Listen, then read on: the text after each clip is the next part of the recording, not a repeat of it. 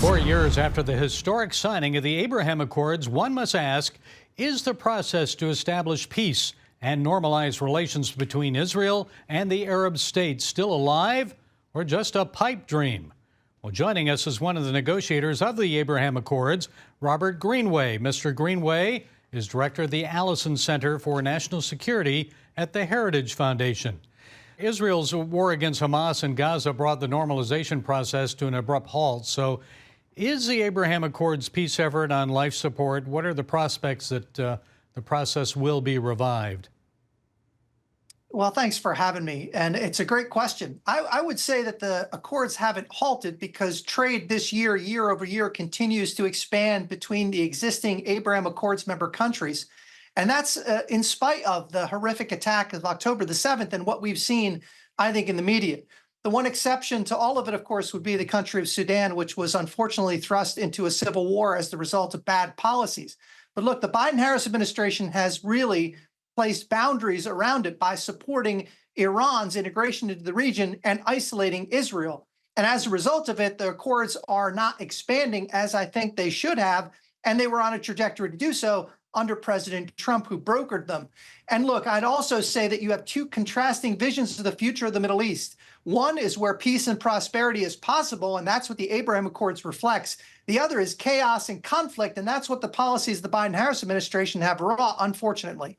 Well, many Middle East analysts blame Iran for plotting to bring an end to the Abraham Accords peace process by helping Hamas to carry out that October 7th attack on Israel. So what do you believe?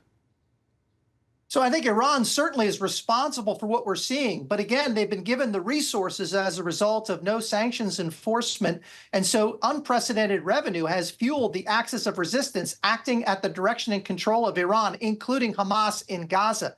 Again, this is the result of a conscious policy decision.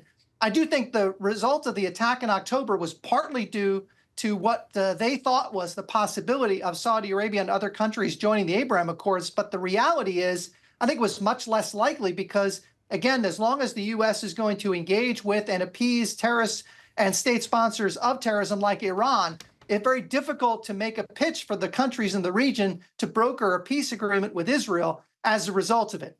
Well, how likely then is it that Saudi Arabia might join the Abraham Accords once there is this war in Gaza is over with? Look, I think it's a matter of when and not if, and our conversations with them before and since have indicated that that's the case. However, you cannot do so under conditions in which the United States is not engaging with the principal threat to Saudi and other Middle Eastern state security in the form of Iran.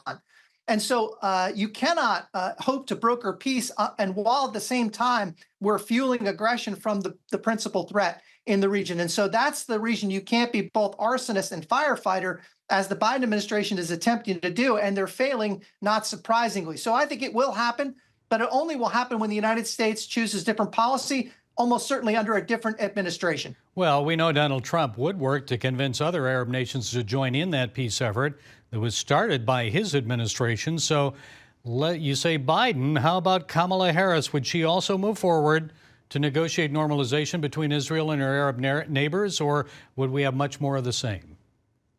Every indication is we'd have much more of the same. She's associated with the policies of her current boss, President Biden. She's not drawn any distinction between them on Middle Eastern policy, and her senior national security advisor is a member of the Rob Malley School of Iranian Diplomacy, which brought us into this catastrophe that we're witnessing now. So all indications are it would get worse, not better.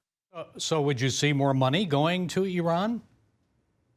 Certainly, Iran would have unprecedented access and continue to enjoy that. And as we're seeing now, they're supplying drones and now missiles to Russia, and their close cooperation exporting virtually unlimited amounts of oil and gas to China have fueled the sort of axis that we're now seeing form between Russia, China, Iran, and North Korea. And this becomes more concerning, and I would expect that would continue. And the more resources they have, the greater the threat they pose to Israel and the United States.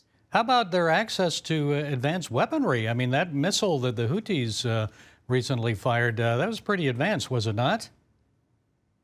All of the missile capabilities that the Houthis employ, as well as Hezbollah, Hamas, and the resistance group in Syria and Iraq, are all originating from Iran. And so all of that technology.